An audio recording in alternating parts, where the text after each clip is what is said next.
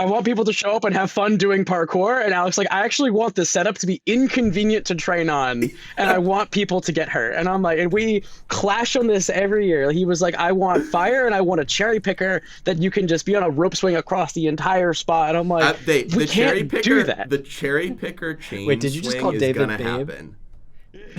No. Hey y'all, welcome back to the Takeoff. For episode 5, we've got Alec Reduker and David Ehrlich from the Commons. I feel like I say this about every episode. Absolute blast to do this one. Partially for me, as personally satisfying because if you don't know this, David and I basically grew up together in parkour. And seeing anybody that you've been training with since you were a teenager go on to not only have an amazing sort of journey as an athlete, but also become one of the biggest community influences in the sport and kind of redefine the entire culture and visual language of parkour in North America is amazing. And it's been, I don't want to say I'm proud of him because that's not like that type of relationship, but I'm proud of him as a friend, and it's been amazing to see all of the great stuff that he's done for the community and of the people to have their voices lifted up in that way. He is such a beacon of positivity. I'm so glad that he was the one to be there. And same thing for Alec, although I didn't grow up with Alec in the same way, absolute gem of a human being. Could not be more fun to talk to these guys about what they've been up to with the Commons, how it developed, what their goals were, how they feel about some of the criticisms that folks have made, including myself, about their work, and what they hope to do in the future. So I hope you enjoy this one. Again, I say this all the time, as much as I did, but it was really such a blast to talk to them. Let's get into it. I guess I'll give you a proper intro for Takeoff listeners. Thank you guys for joining all of the Takeoff crew. I think I have 2 out of the 100 listeners right here on the podcast today with David Ehrlich and Alec. I don't know how to say your last name. Is it Reduker? Reduker. Alec Reduker, aka the Commons, the brains behind the Commons, creating some of the best content in the sport right now.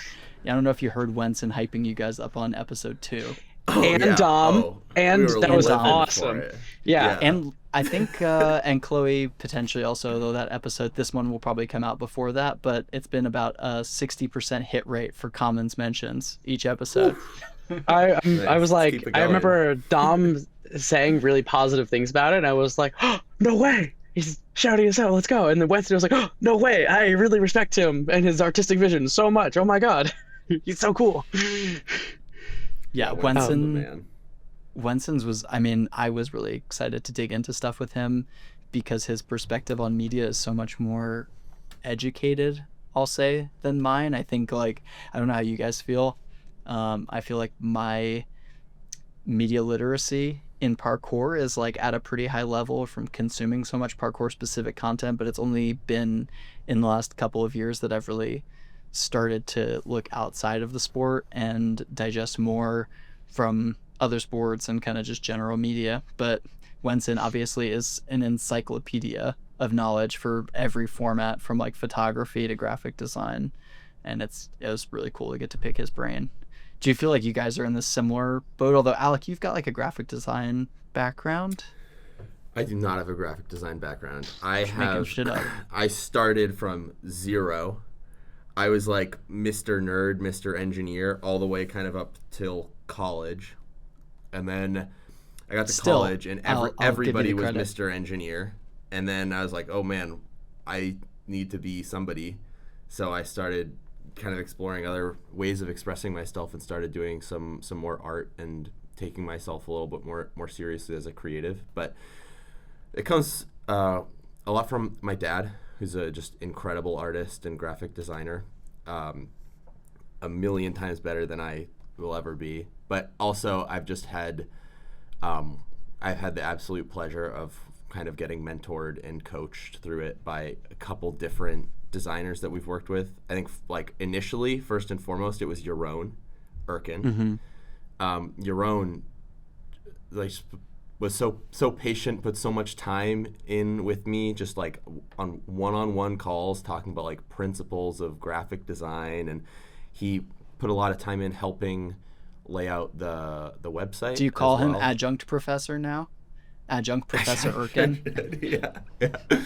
And then the other one is Finn Evans. Mm-hmm. Both of those people have put a lot of time amongst a bunch of other people. I'm just a good sponge. I'm just a good learner. I like to learn things and absorb a lot, but it's those people that were, I think, a lot of the talent.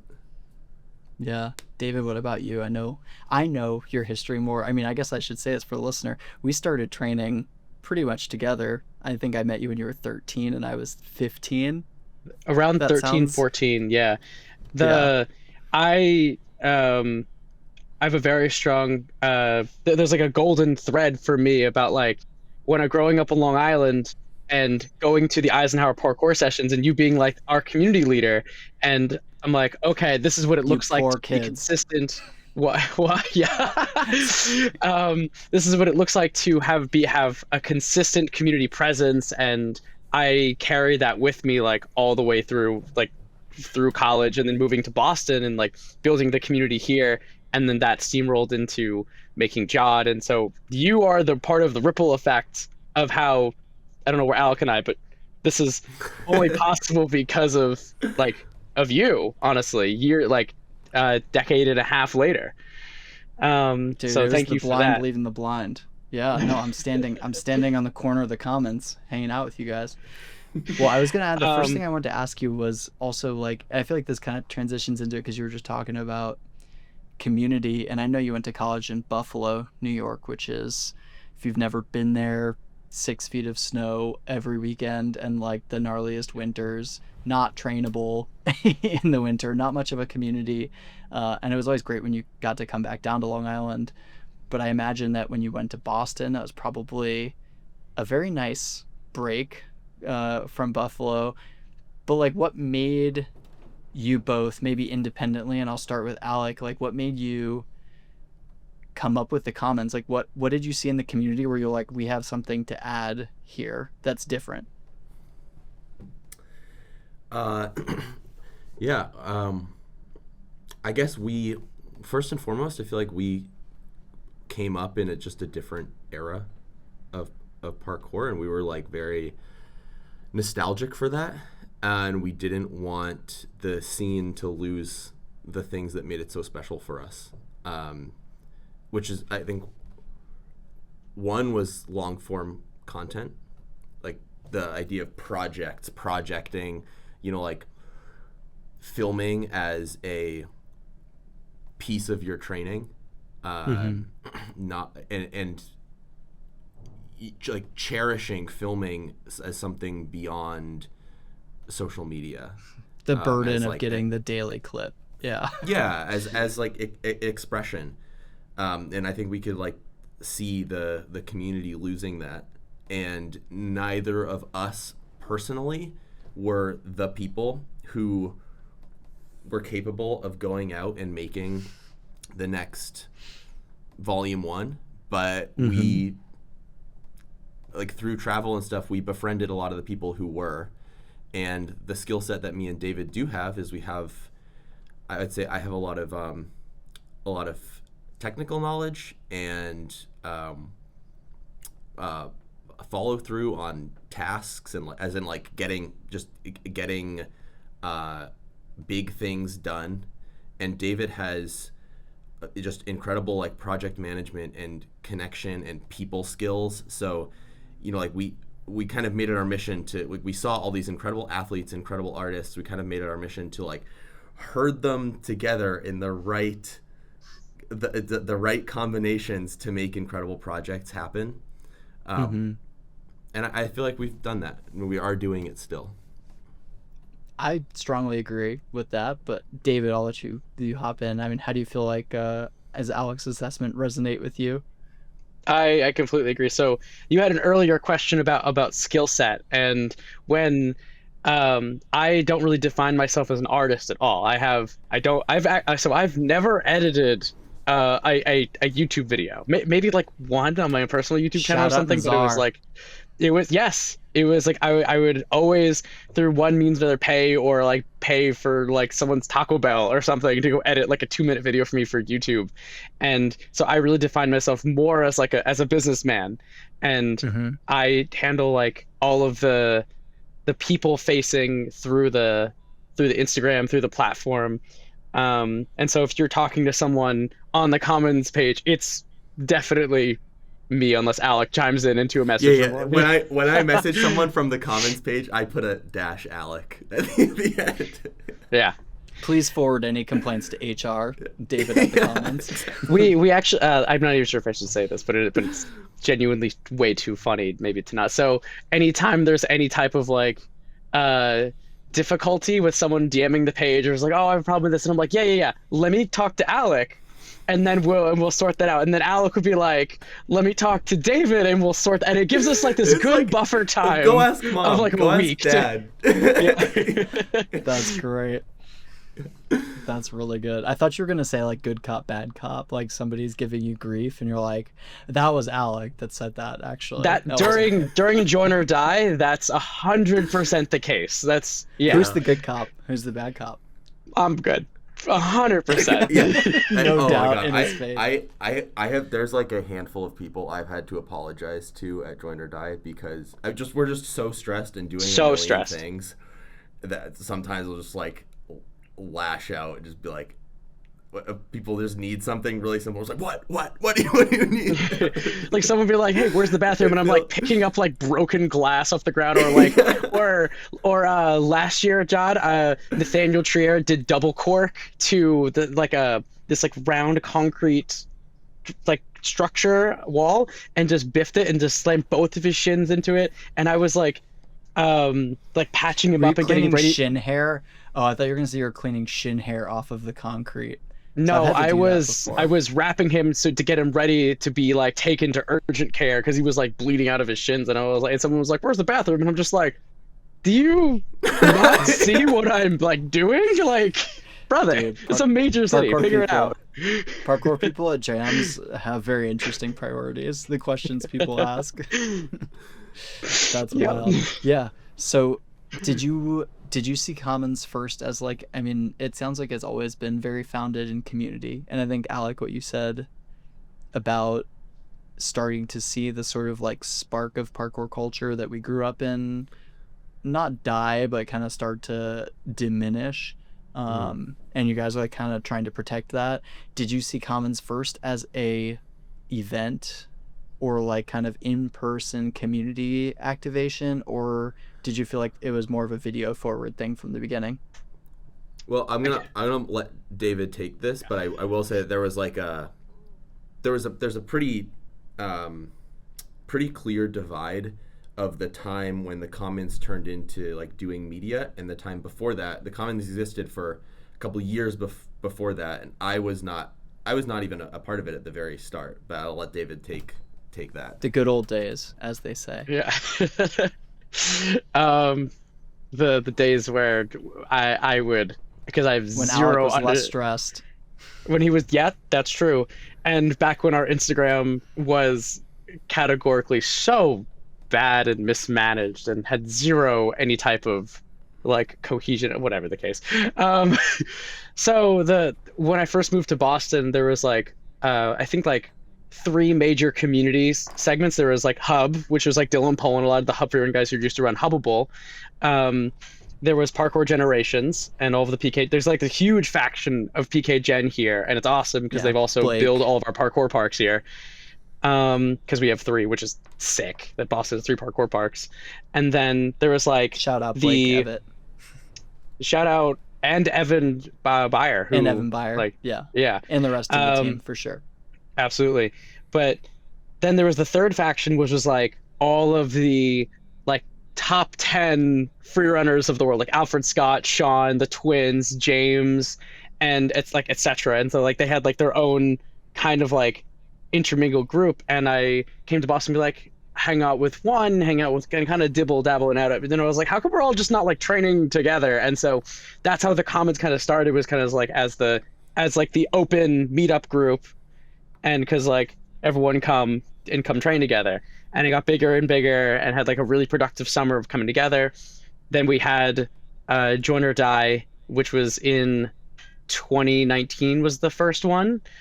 And do you want any background on like why it's called Join or Die? It's because it's like a pretty aggressive name, like, you know. For the non-American audience, yeah. I mean, I'm assuming I know some of the reason why it's called Join or Die, but yes, please illuminate us, David. Historical context about like the first like 13 colonies. So like a vaguely-ish. It was like unite the whole East Coast. Because originally I was like, oh, it's going to be an East Coast jam, and it's going to be hosted at the end of October, early November. It's like to end the training season, because Hub was the start of the training season in Massachusetts, and I wanted a jam to counterbalance those things. Mm-hmm. John St. also Patrick's started Day in Boston. By the way, I'm going to just interrupt you to say that Hubbable back in the day was wild. St. Patty's Day, when you're like 18, I should not have been allowed to go around Boston as an 18-year-old training like 12 hours a day. Yeah. No, I remember, I recall those days. It was old Hubbable, I feel like had like a golden era of like pretty rowdy wildness, but it was a haze shrouded by various light lagers. Yes. Golden haze. But the Join or Die started as like an East Coast jam, and originally it was like part skill competition, and like very big air quotes on that, because I would mostly just like set a lot of challenges at the spot, and with the goal of people trying to break them together, because I would like really enjoyed the idea of like having like a not necessarily a comp, but like more of the like those golden moments when people are trying to break challenges together, and like one person does it, everyone, and then it becomes like this like completion train of everybody like, oh my god, you figured it out, that you put your foot there and you did this, blah blah blah, and it's like a huge cohesion moment. I live for that. Also, this is like, it was a bit tangential to it, but like that was the year when Fig was like just starting to come up, and so like having a local competition was like our small little grassroots stance against that, because I was like, okay, we're gonna like have like a nice outside comp as like another East Coast unity against Fig. So you know, and then it evolved into what it is today, and that Alec at Join or Die 3 like took on so much, and it was massive. Also, I do want to credit Jeremiah Washington, a part of the old Hub team, as like the original co-commons creative, because again, I have no media talent whatsoever. He's the one who like had the original aesthetic and created the Instagram and everything.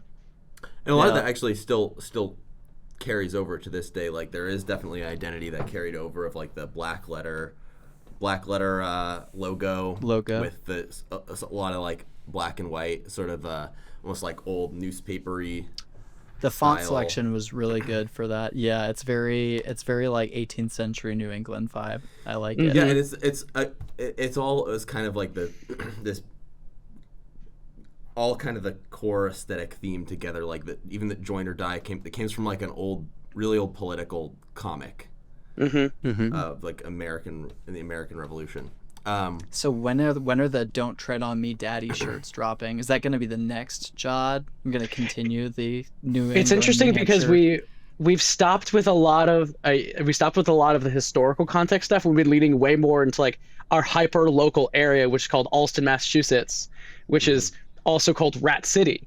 And so much of our identity now is centered more of our like that grunge and rat type of aesthetic, and we're like even the title of our style competition is Rat King.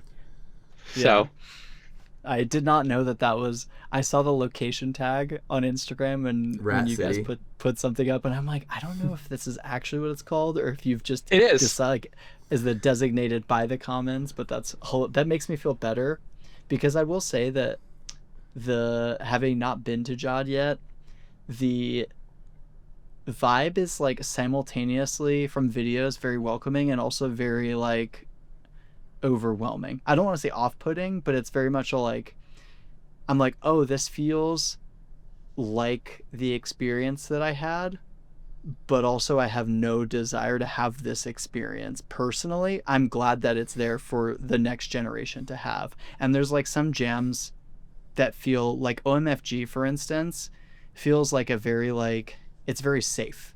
It's very like, we got a little bit of everything for everybody. You don't want to do the competition, you don't want to death dive, whatever. Go to the park, do the workshop. There's something for everybody. I'm sure there is also something for everybody at Chad, but like particularly the media and like the visual language and like you were saying with the rat stuff, it's like I look at it and I'm like, dude, I want to like be in bed at 10, nice hot shower. Sounds like we're doing a great job then. We're doing a great job in that regard. I have something about this. Yeah, absolutely. I would love to hear your thoughts on that. Okay, you go first. There is an amount of intentionality. There's a great amount of intentionality with that, but because I know there is a type of person that would really be into like this grunge alternative like type of parkour, and I think it's really cool. I love how much DIY it is. I love all the spot mod we do. I love that we had a fire truck this year at Join or Die as like one of the center features. It was awesome, but a lot of that is also to kind of be a guise to lure people in, and because then on Friday night I'm like, everyone sit down, we're doing a discussion circle, and it's like a few hours of talking about like important community topics and stuff, and I feel like people are like come there to be like, oh, I'm gonna like send it real hard, China, and I'm like, no, sit down, we're talking about our feelings for 2 hours. There's like this there's kind of like this this beautiful harmony of like me on one side. I purely want to make it a spectacle.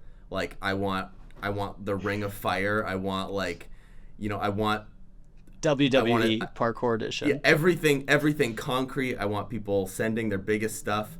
And not that David doesn't want a spectacle, but it's like David's like, I want people to train. I want people to show up and have fun doing parkour, and Alex like, I actually want this setup to be inconvenient to train on, and I want people to get hurt. And I'm like, and we clash on this every year. He was like, I want fire and I want a cherry picker that you can just be on a rope swing across the entire spot. And I'm like, we can't do that. The cherry picker chain. Wait, did you just call David Babe? Happen. No. And then the other thing I wanted to say before we got off of it, well, we're still on the kind of Jod topic and Hubbable, was Hubbable 4 or 5, the warehouse. That was 4, right? The warehouse. Wait, the one where all the scaff was on the inside? Yeah. So Hubbable 4 built this might have missed that one. Terrible, sketchy scaff and like platform setup in this random warehouse. It was like kind of half lit. And there was like 150 people in there. You could barely train, but it was just such a incredible memory and such a cool vibe. It's such a cool like cultural thing to look back on, and that was a huge inspiration for Jod. I think that's one of the big pieces of Jod now is this like sort of wild, sketchy build. I don't want it to feel like you're training on a setup. I want it to feel interesting enough under your feet that you are thinking about it like you would be thinking about it training outside, where like it's like when you lean up a pallet against the wall at a spot and you're like, oh, can I tack off of this? I could tack off of this. And I want you to have that same sort of interaction with our setups where it's like a sculpture that's there. You have to figure out how to train on it, rather just like it's not supposed to be it's not supposed to just be a gym, it's not supposed to be like, oh, finally the perfect spot to do the trick I've been wanting to do. I want it to feel like a spot where like it's unique, and it takes like ingenuity and individuality to make your mark on the spot.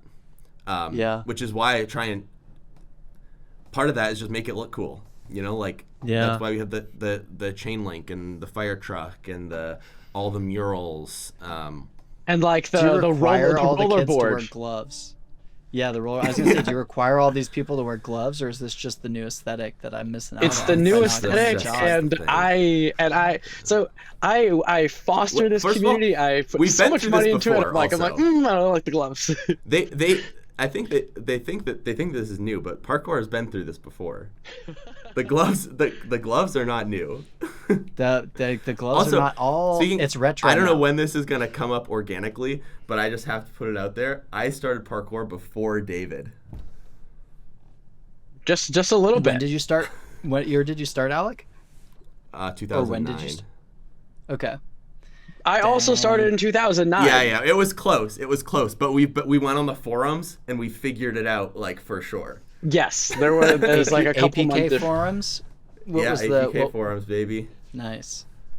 What was your forum name? Do you remember? I think it was Duke Reduker. The nice. Duke. That's what the Duke everyone calls me.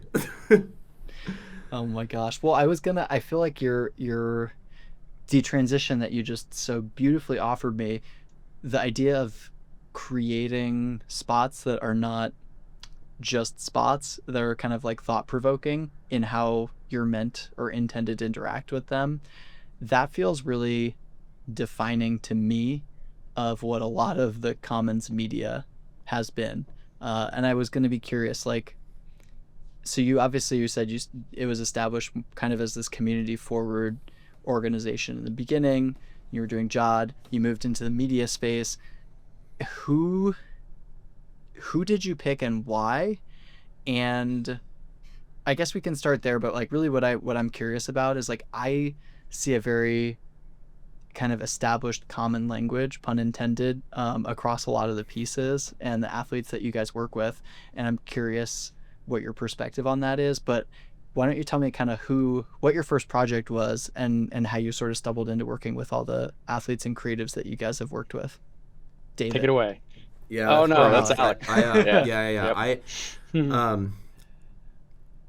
I think a lot of our I think that first of all, the things that we like about parkour, that really comes from within with me and David, where like what we love about parkour is the balance of athleticism and art, where like it's not, you can't have all one or all the other. Either one completely is just not that enticing, but it's and I think that where that comes out in parkour training is like spot selection, spot use. That's how you make your mark on the city. Mm-hmm.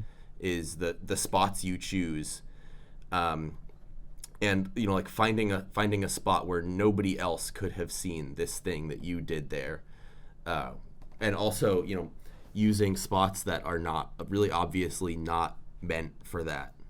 Those are the things that are really interesting to us. And obviously, we like seeing hard tricks too, and we like seeing flow, and we like seeing all of it. But the really like the spot use is the core of a lot of our stuff. So a lot of the people we work with kind of share that core belief. But I'd say the media side of this maybe started when I went to Minneapolis to visit Noah. I met him randomly in Kansas. I was in Kansas doing track for a year. Noah Heath, by the way. That's Noah Heath, yeah. Yeah. And I was training a lot with Alex Paulus, if anyone knows Paulus. And Noah just like super randomly came out to visit. I don't know why this time in Kansas that I was supposed to be alone doing high jump turned into like the most foundational year of parkour I ever had. But I met Noah out there and went to visit him, and a lot of his like aesthetic and filming style and editing style, it rubbed off on a lot of people because it is just simply really good. Like, he is just brilliant. He really is. I'd never say it to his face, but he's not going to listen to this, so you're safe. You're good. He'll see the short clip probably. Yeah, the man's got way too much stuff to do to listen to this.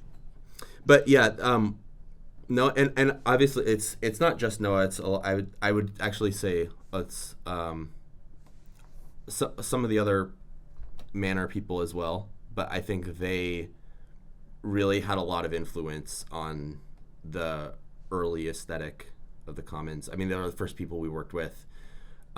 We worked like really side by side with them for a long time. I mean, Noah lives in the Commons house now. It's like we're all still pals. And he won't everything. hear it except through the wall and behind David. Yeah. But so because of that travel, where I went to Minneapolis, and at the same time, David went to visit Toasty Lizards out in Portland, and then we were having this jam, and if first of all, if you want people to come to your jam, this is how you do it. You go visit them first, because then you can be like, hey, come to my jam. Remember, like, when I visited you? Like, you should come to our jam. So we got like all the of these in-law people. technique right there. You just guilt them into it. Yeah. We got, just magically got all of these, like, a bunch of the top creatives top parkour creatives in America just to come to our jam that one year, and the gears just clicked. Mm-hmm. It was a Joan or Die 3, and Alec comes up to me and we're like, we really wanted to do something different with the post-jam video and the media and stuff. And he's like, we got to fly out this guy. And I was like, who is he? He was like, you got to trust me. It's going to be awesome. And to this day, it's one of my favorite post-jam videos, the Join or Die 3 edit. And from that, we also Noah and a lot of the North people, which was Ethan Rude, him, and Nico Selsky. And Miles, yeah. Ross, yeah. Yep. They took a chance on us when we were starting the media side of the Commons, and gave us our first video. Well, our first paid video, our like actual first video, was from Connor Peddington, and it was a 413.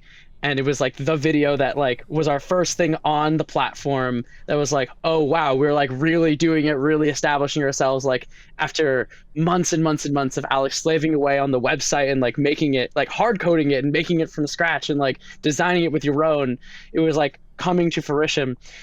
And then Egg, I also like, I think we contribute so much of our vision to like working with them. They took a chance on us with Tether, and they were coming back from their injury, and we were like, hey, we're starting this thing. We really want it to be like this. We really believe in it. And these are all the people that are working with us right now. And we really believe in you. And they were like, okay. And so the second half of Tether, you really see them like go beyond just like their injury recovery video. And then it just completely step up into this phenomenal part. And then the rest like kind of continue from there, of Manor working with Chris Roth on Maven, and then Maven winning store awards. And I feel like all of that happening over the course of like 5 months was like crazy for us. And like there was like this magical moment like of like Maven screening at Jod, and then it being put online and winning stores, and we're like, oh my god, we're like really doing it. You know, it feels like so much is happening. It's cool. In like such a short time. I don't know. Yeah. I mean, I think clearly if you look at, so you guys just put out Time and Roses, which I was worried I wasn't gonna have time to watch that, and I did get to watch it beforehand. Alec, did he? I saw him buy it. I know everything. So here's the thing. I don't know if I should make that. I don't know if I should. It's hard to squeeze time in sometimes, but I was like, all right, I'm going to take 15 minutes while she's in the bath, and I'm going to go watch Time and Roses. So I know what I'm talking about. I should have done what some people do on podcasts, and they go, yeah, I didn't actually watch this thing, but I'm going to just talk shit about it. But I unfortunately watched it. It was really, I really enjoyed it. I felt like it was a slow start. And I'll say this because I know that this is kind of timely. I would encourage people, I buy every Commons piece. I don't like every Commons. That's a lie. I enjoy every Commons piece. I don't love every Commons piece. I think some of the athletes, I think like, to me, and this is one thing I was curious about your take on it, and sort of how this sort of like creative language has changed in the way that when we were coming up in the sort of 2010 to like 2014 era, there was just this era where like every video had a wanderlust vibe, you know, like every video was like, we're traveling, we're living the best life on the beach and sleeping on the beach and eating cool food, blah blah blah. That this era's feels like I'm kind of sad and I have a lot of ambient guitar music in my stuff, and like there's going to be a lot of like artistic little tripod framed shots of random things. And I feel Well, like there's a obviously you common haven't seen Charmed then, because that's not what that video is about. I That have video is seen all Charmed. about chill and vibes and No, I really Logan like Frady that being one. amazing. I really like that one, but I think like even that one, the music selection, to me, I guess there's just an interesting, it's different. Like it's just a different Yes. language, and I think that like parkour videos kind of adopt like a genre and a style, and like Noah was really the first one, and I think everybody on the Commons, and especially like Time and Roses, right? You're like, okay, there's a very good reason why there is a slower section that feels sad and heavier and serious, right? Like it's dedicated to their friend who passed away at the end of the video, and you're like, okay, that puts a lot of things into context. And the movement in all of them is insane. Movement is phenomenal. Like the cork prees, I won't go too much into detail because people should buy it, but cork prees, some like 360 dive reverse touchdown stuff, like super technical, super cool.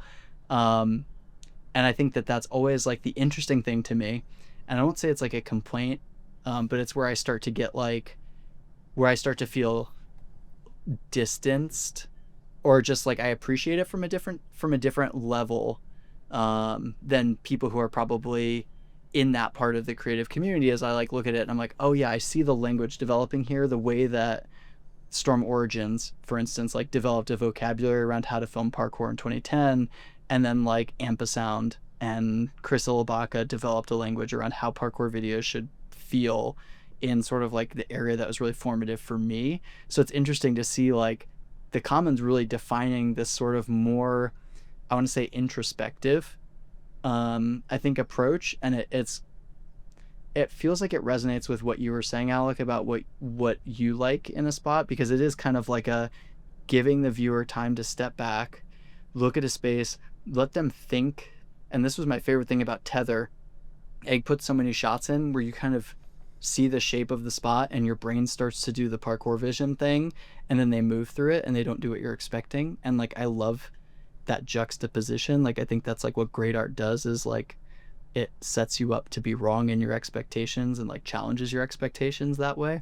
But do you feel like, I don't even know if I have a question. I guess my point is, I think you guys have succeeded. You've established a new language, and I think Noah and Egg and the Manor creative team have like been behind that. Do you feel like, though, I guess, that the Commons does have like an aesthetic, maybe like a visual language or an aesthetic, yeah, that you like lean to, and is that purposeful, or you feel like, you said Charmed, which I didn't watch all of it. I did watch probably 6 minutes of it. Again, I'm sorry, having a kid sucks for content sometimes.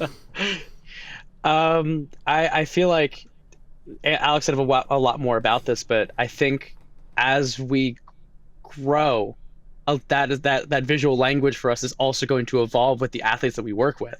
So Max Paddington, the person that edited the Time and Roses, the like Turf Cam video, his favorite video in parkour right now is Atonement, and so a lot of his inspiration like from that comes, and you see it in Time and Roses now with like the aesthetic choices. And I feel like as I actually don't remember the exact count. That's actually super embarrassing because it's between 4 and 3, and like where like I think it's like 11 or 12 videos now we've had through the platform, and then I don't even know how many on YouTube now, maybe like 30 or 40. But like we're gonna start to see like a second generation of releases through our platform that are inspired by the first one. And so like I'm curious, like as we start to work with bigger names, like we can I say who we're working with, Alec? Is that all right? Yeah, I think most Drop it. public. It's not all public. It's not all public. So okay, like the big one that actually you would only know this if you were at some of the events that we're at, is like we're working with Valtteri, and I feel like that's going to be a change up of some of like the visual language here. I feel like has a pretty similar aesthetic, and that's why he like really enjoys what we're doing. But that's not going to be like one to one, like the same looking as like Time and Roses and Atonement. And I think I'm going to stop you just for a second, because I want to also be clear that this is not like not to bash anybody's like creativity or say that it's like people are not developing like their own visual, because I think like the other two, like you guys said, we're such a short form content society right now. So like the fact that the Commons is one of basically 2 or 3 large groups putting out regular content, the other one being probably Capstone and like Keepa, GFam, but really like you guys are the only ones in North America that are putting stuff out. It's like it is naturally gonna, like, styles of portraying movement are gonna naturally develop. So I just wanted to make sure that like nobody hears this and like, oh, I don't want to watch Time and Roses because I guess it's just like the other ones. And it's like, no, they're all obviously different, but I think in the same way that all of the like British early 2010s videos felt pretty similar, and I love and watched all of those, these all have a genre or a vibe. And even Charmed, where I'm like, yeah, like Logan's intro, super funny in the sandwich shop and stuff, and it is like a little bit more upbeat, but then you're still kind of like, this feels, there's like such a continuity between the pieces, which I really simultaneously like. And then also sometimes I'm like, I really want there to just be like a total wild card where it's like it's just completely different. I just wanted to clarify that for the viewer. Yeah, I have a couple comments. First of all, actually, I saw Logan the other day. I was in Denver, and I got a Mr. Lucky's sandwich. He made me like his special sandwich, and it was everything I had ever dreamed of. It was great. Nice. Yeah. Second,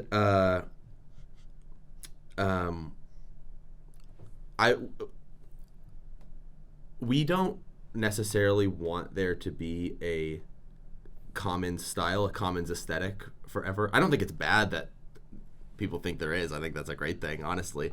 But what we want, I don't want us to be typecast. Is like the exactly, yes. Yeah. But so one thing, our biggest priority is just like quality standard. We want to build like an absolute trust with people who watch our videos, and there's simply not a lot of people in our community that are accessible, easy to work with, really care about the community. Yeah, reliable, care about the community like we do, and are simply just like capable of making something like that. There's just not that many people. And so like a big part of what we do actually is we train people. Like we hook people up with other like really veteran filmers. We'll be like, hey, can you offer critique to this person? Hey, can you watch this? Can you help us edit this? So we are literally kind of like spreading that aesthetic influence across the scene. But yeah, that's I'd say cool. That's probably where that's coming up. But secondly, open call, like wild card, please come our way. Like we want them, you know, like one thing we've been wanting for a really long time is we want a really like hard hitter trad PK video. Just, I mean, hey Max, maybe it's you. Dude, but we'll see how long. We know there's one in the burner. It's been in the burner for a long time. The Davis video. Yeah, talk about reliable bait. Actually, no. I'm talking about the Tampa project. The Tampa project, yeah.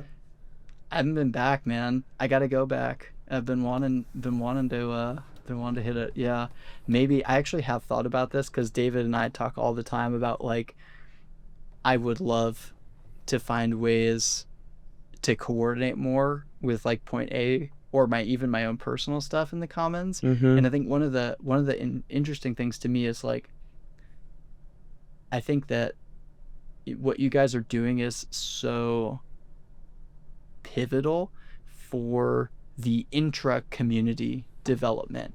Like it's very in the community. Like people know the Commons. I think you have done a really good job of establishing it as like $10 is not insignificant for a lot of parkour athletes, right? Even in the US, but especially like other places where maybe the currency exchange isn't great, yada, yada, yada. Like people know that if they commit that money, it's going to go to the athletes and the creatives and like continuing really good work, and it's going to be like a really good vetted piece of content. It's not just going to be junk.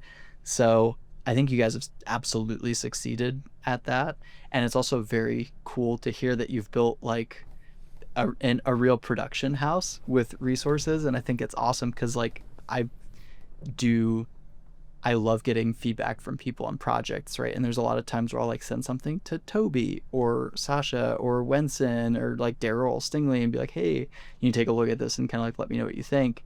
And it's amazing to be able to offer those connections to people who maybe don't have them already in the way that some of us who've been in the community for a longer period of time do. But do you feel like it's a struggle because the platform is built the way that it is? Like, do you ever, I guess, internally struggle to balance, like, do I want to get this out to the world quicker on YouTube, or do I want to just keep building this foundational infrastructure for the parkour community? David, do you mind if I start this one? I feel like you have a lot to say about this one, so I actually want to get started. Okay. I do. I feel like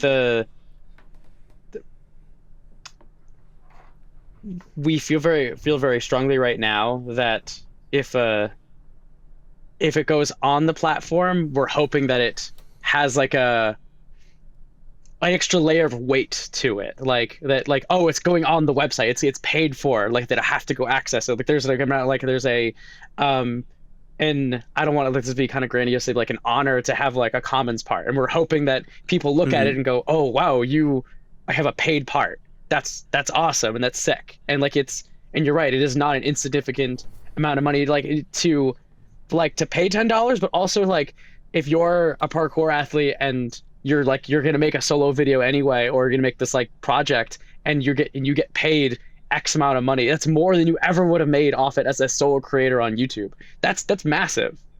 I don't know. I think there's a lot of like weight to there. I remember being younger and getting flown out to Denmark for an event as just like an athlete, just because I had friends there, and I was like, oh my god, wow, this feels really good to have that done and like feel treated like this, and like my training, like I worked really hard, has a sense of purpose to it. Like we've been able to do that for athletes now, like to fly out filmers to them and to fly out athletes to like locations to go film, and they respond back and they go, oh my god, I didn't think this was ever going to happen for me. This is huge. Like I got my part gets to go somewhere. That's crazy. So, but Alec, please take it away. I have a million thoughts about this. One, actually, to continue that thought, I genuinely feel like, and it's really easy to argue both ways, but I genuinely feel like a lot of the projects on our platform just would not have happened. And I know that these people are still athletes, they're still making stuff, but the amount of time and energy we put into pushing these projects forward, and also like how meaningful it is, like David was saying, as an athlete to have the legitimacy of being like, yeah, this is my art is worth something, or like these people care about me enough to fly me across the country to their event. And set up screenings for them to like send out their video to gyms and events all around the world. Like the moment when you're like, especially at Join or Die, because we like do everything like a really, we think like this opulent theater, and they like have their video there in front of like hundreds of people, and like that moment, that's so palpable and real for athletes. That's so important, you know? Yeah, like thinking about the Jod screening just gets me so emotional. Like how it's I think it's gotta be such a cool experience. Like it's something I wish that I had when I was like 19, you know? The next point I wanted to touch on was sort of the dichotomy of paid videos and free videos, and kind of where we're at with that and where our plans are. Without getting too detailed, we're not locking ourselves into anything, obviously, but we know that buying videos is not scalable forever. You know, like you're never going to make a paid video that gets 1 million views. It's just not going to happen. In this community, at least. Yeah. Right. Yes, in this community. Right. Yes. Yeah, exactly. Yeah. But so like at some point down the line, we would love it if we could release not everything, but release more things for free and have them get even more reach. But there's kind of this balance where like right now, that legitimacy from having a paid piece and also the money from it does really make a difference. So like we have thought about it, like what if we just put this piece out for free? And then we think about like, man, that would mean that we have to tell this athlete that they're not getting their check. We just have to like find the money for this next project somewhere else. Mm-hmm. So the 5% of their check that you give them after you guys take the 95% cut. No, top, 3%, right? 3% hard number. So I don't know what people think, but if there was ever any doubt, it does make a difference and it does keep the ball rolling. Yeah, it is, and it is significant. If it wasn't, and at some point when it's not, and it crosses that threshold, we would totally love to release more things for free. But at the end of the day, our priority is like making these projects happen and making opportunities for athletes and artists, and this is the best way we can do it right now. One of the questions you sent us is like, what's a weakness that we feel like we're feeling right now? And so whenever you ask that, like we have that one kind of locked and loaded. You're like, okay, this is why we're feeling this way, and yada yada. But yeah, I'm sure you have other ones. Well, I think it's like a strength, and I mean, it all depends on what the goals are. And I think what you articulated really well, Alec, is like you're providing infrastructure. Like you guys are literally building infrastructure that does not exist anywhere in the community right now. Like there are no other websites where you can buy parkour media other than, I guess, Store Plus now, but that's newer. And that would be the only other example though that I can think of where you actually can go and either have a subscription or like directly pay athletes for making content. And unfortunately, and as I talked about at length with Wensid in the second episode, right, the way that a lot of action sports make money is through sponsored and branded content that is public, but it's being covered because Yeti decided that they're going to pay their athlete $30,000 over 6 months to film their part and drop it on Yeti's YouTube channel, and it's just a marketing expense. So like, I think what you guys are doing, if your goal, and this is where we've always talked about this, David, like for me with point A, it's almost like we're on polar ends of the spectrum with like what the intention and the intended audience is. Cause like, I really want to make things that like I could show to somebody when I was working at the coffee shop that they'd be interested in, like with no previous knowledge of parkour whatsoever. Or my dad could show his coworker and they'd be like, what an interesting story about this athlete. And they're just like seeing parkour as a sport and as a story about an athlete like Davis living their life, and they're like seeing parkour as part of it, but it's just part of the tapestry, and only like the people in the community really appreciate that part, but that's not the focus, and that's not necessarily like exclusively the intended audience. And I feel like the Commons, not that can't carry over, but like what you guys are doing really, really well is providing the like cultural fabric for people who are like, no, I'm in it, you know, like I'm going to take the $2,000 that I got from this and like pay rent for the next 5 months so that I can live in my studio apartment and train full time. And like, that's really valuable too. And so I think it's just interesting, like the different, maybe not intended audiences, but I think like they're both doing a different service. It's not necessarily one strength and one weakness, right? I also think maybe in some ways it feels like that right now, but I also want people to imagine 5 years in the future when there's some kid who's like they were playing Atonement on the TV in my parkour gym, and that and how in the same way that right now I'm like, man, I would not be the athlete I wasn't today if I didn't watch whatever. Like one of mine is Brother's Journey. That was my that water bottle video dropped and you were like, yeah. and like deep cuts. Yes, it is like we are trying to make an impact on like the cultural fabric in parkour, but it's also definitely trying to make the project that the kids are going to watch right now and look back on in 10 years. Mm-hmm. That's awesome. I think my dream, and I'm curious kind of, I don't know if this isn't a question. I'm just going to tell you what my dream is. The coolest thing to me is that when Renee and Lisa came to us about doing Gate Crasher, seeing the comments on that, like that is my dream for videos. Like whenever I've thought about, other than a solo project, which I'm like, I know that my solo project will probably not necessarily be that interesting to anybody outside of the sport, but for something like, Howard talking about his heart surgery, I'm like, even if that doesn't get a ton of views, the fact that a random person can stumble across it because it's not behind a paywall is really valuable to me, because maybe there, to your point, Alec, there is going to be a 50-year-old guy who's like, oh, I always liked parkour and I played Assassin's Creed, but I could never do it. And then they see that video. Or, and then this was the coolest thing about Gatecrasher, right? There's like 1,700 comments,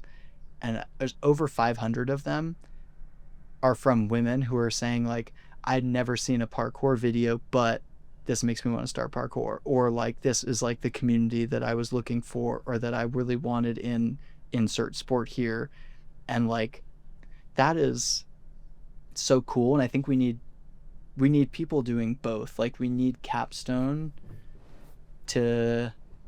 or like Gatecrasher to be able to reach people in the algorithm in like that public space, maybe, where it isn't necessarily defining like the hardcore visual genre for the next generation in the same way that I would say something like Maven is.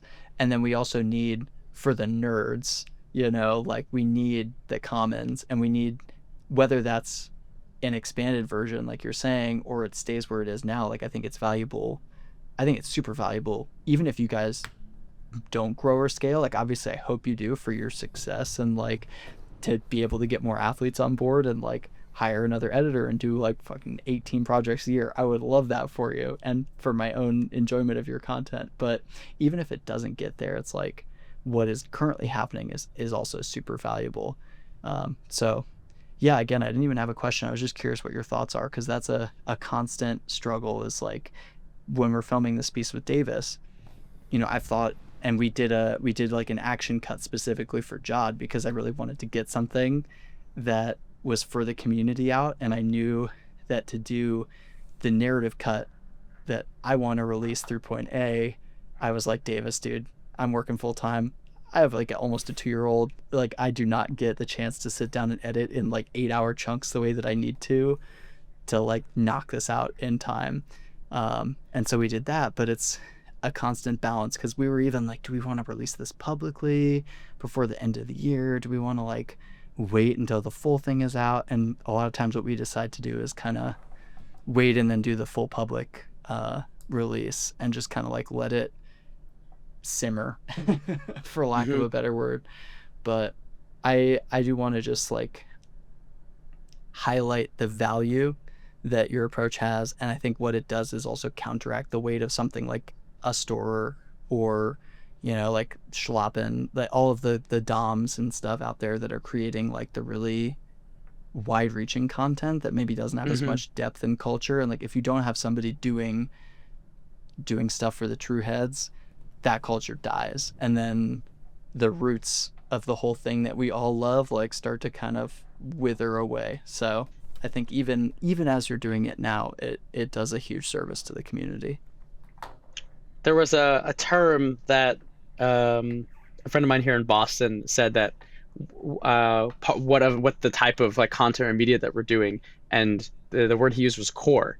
And like I like resonated with that a little bit, because like, yes, it doesn't have something as like easily translatable to like a normal like muggle audience, but like, does a parkour person who's really into parkour right now look at the videos that we're putting out and go, holy shit, this is awesome? And like, this is definitely like a part of the fabric of culture right now. And I think that's really accurate to what it is. And I think like people see your videos and they want there to be a pit escape. That's really what people are getting at.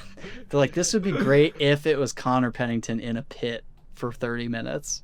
That's my dream. We'll get a guy on that. Hold on, write that down.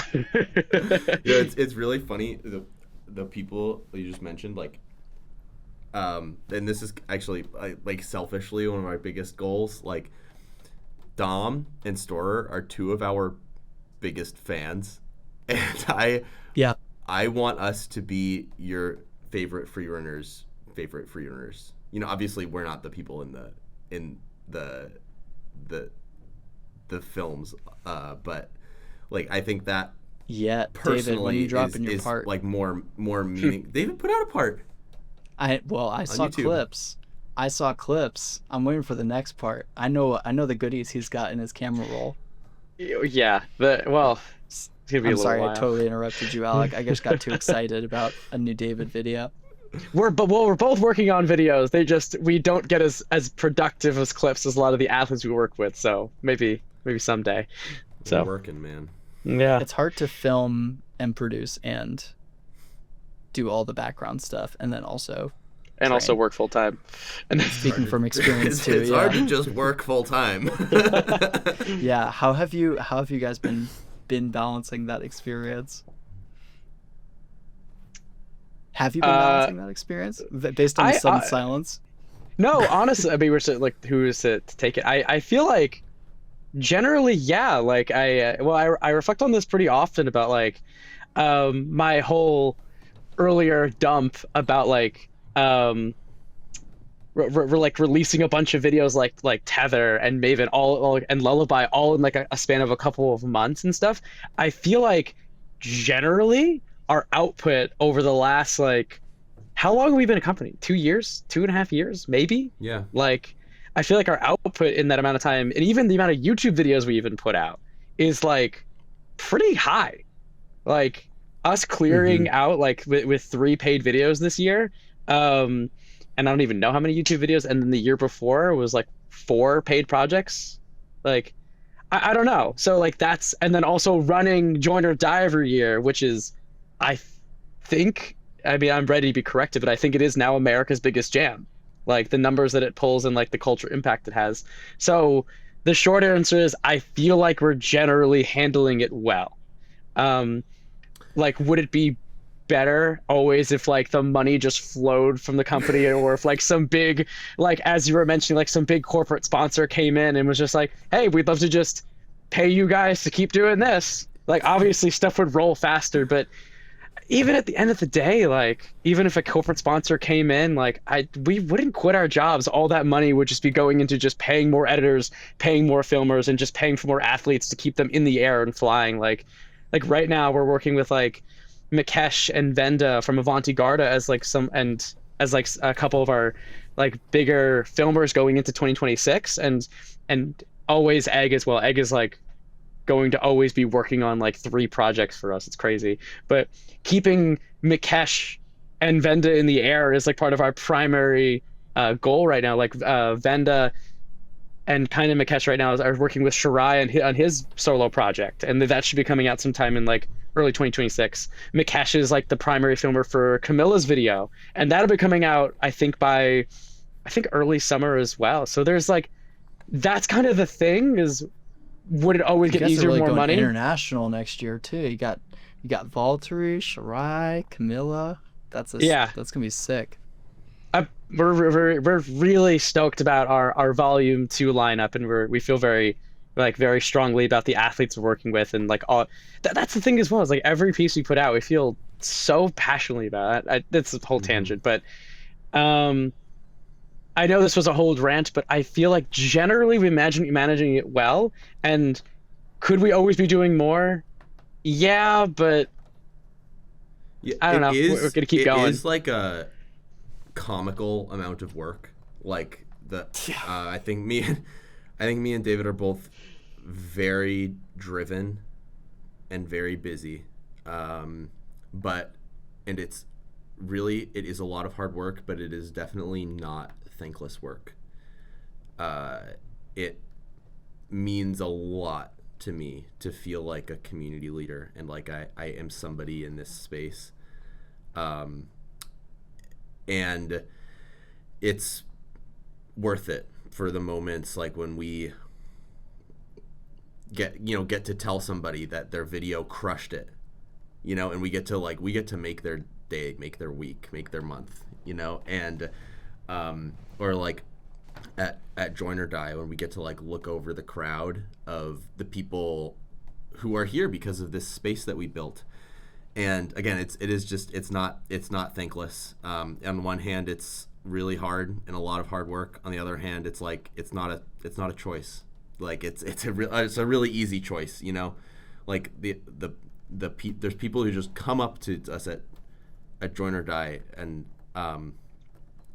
tell us these things to our face, and it's incredibly motivating. So a lot of hard work, but we're not going anywhere. And the last question, what is one piece of media for each of you that you'd recommend to the audience? I'll start with David, since Alec just finished.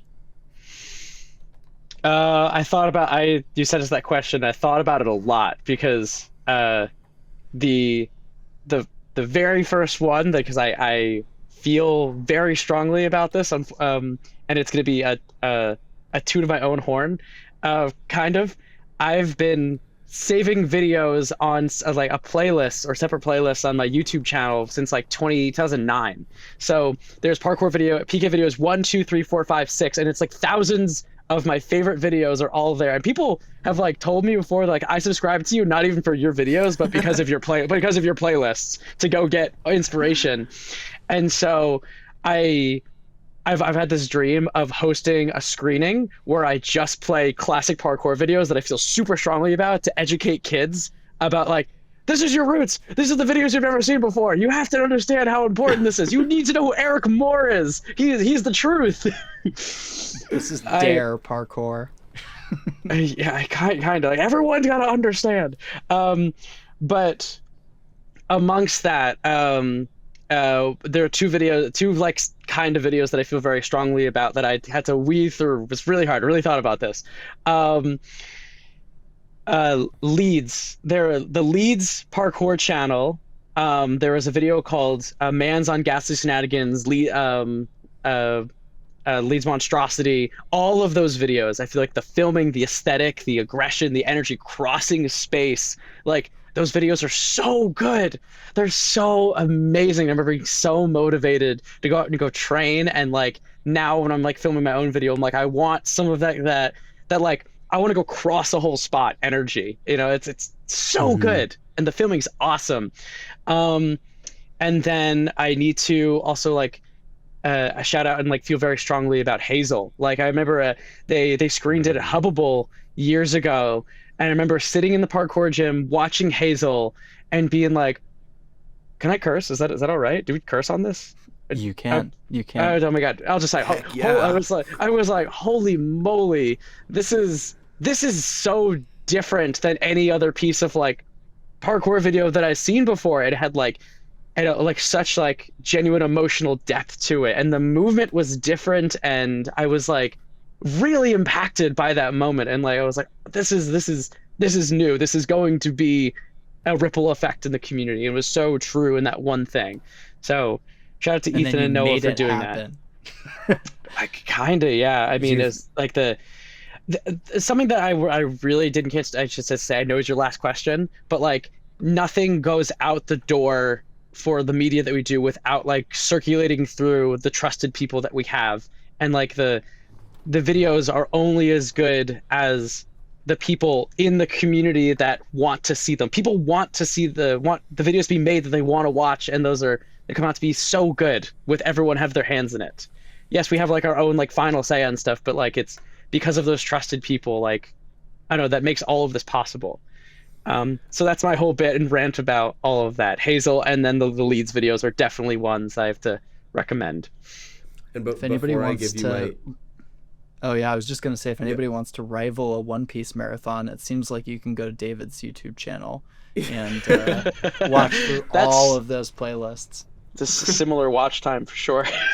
Before I give you my piece of media, I also wanted to give every time we have this sort of platform, I always want to make a point also to shout out Dylan Poland and the incredible work that he and the rest of the Hub Free Running guys did before us. Because Boston, I would like to think that Boston now is a cultural hub of parkour in the United States, and you can thank a lot of that to Dylan. And the list of people he has directly coached or brought up is just frankly astonishing. It's like 5 of the 10 best free runners in the world. And now the best skill champion in the world as well. Skill champion is the, and so yeah, Hub. Hub and Will Hess, yeah, and like Hub the Free best, Running, and also they were Will. like, they were like the channel that I was watching when I was coming up. Anyway, for a piece of media, this is the like one question I knew was coming, and didn't prepare anything for either. But the two things that came to mind, baby. not parkour things, just things I really like. One is a book called Orbiting the Giant Hairball, which is about like how to exist in a I guess a corporate world and like still stay true to yourself and still make genuine things, and not get sucked into the rat race. The other one is a short film called The Death of Salvador Dali, which I think is just on YouTube now, and it's just really good. It's like 18 minutes long, has a killer soundtrack. It's not particularly thought-provoking for me. It's just really good. It's fun. So those are my 2 things. That is awesome. Well, I think you guys are doing all the things that you said you want to do from my perspective. And if you are listening and you've not yet gone to the Commons.Boston and purchased Time and Roses, go do that. And it's Christmas. Treat yourself to all the other ones that are out. And check out all the ones that you guys have made public, which I am very happy Tether and some of those other ones are finally out on YouTube for people to enjoy, because they're phenomenal pieces of art and contributions to the culture. So thank you guys so much. This has been an absolute blast. I appreciate it. Thank you so much for having us. Like I said, quality individuals. Always so much fun chatting with them and getting to see where they're going. I am very excited for their more international lineup next year that they've got. They dropped a couple names and a few others that they didn't say in the podcast that we talked about after recording.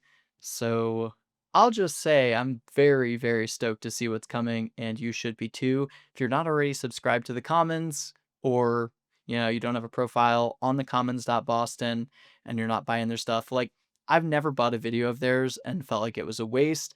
Worst case, even if you don't absolutely love it, you know that you're going to supporting artists and creatives and athletes in our sport directly. And that is just like, I cannot overstate how valuable it is to have a resource like that not only goes to supporting them, but also then goes to running events like Join or Die up in Boston.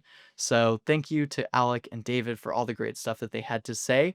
Next week's episode will probably be the last before we take a week off for the holidays. We're coming up to Christmas time. I have a couple really good ones lined up for you guys, though, and I am going to be in Germany and Prague for the holidays, so I might be trying to do a couple in-person episodes with some of your favorite folks from Avanti Garda and others, but we'll see how that rolls. So thank you as always for listening. If you enjoyed this episode, drop a comment, do the whole like, subscribe, and share thing. It does genuinely help me and hopefully help other people find an interesting podcast that they can get good information from.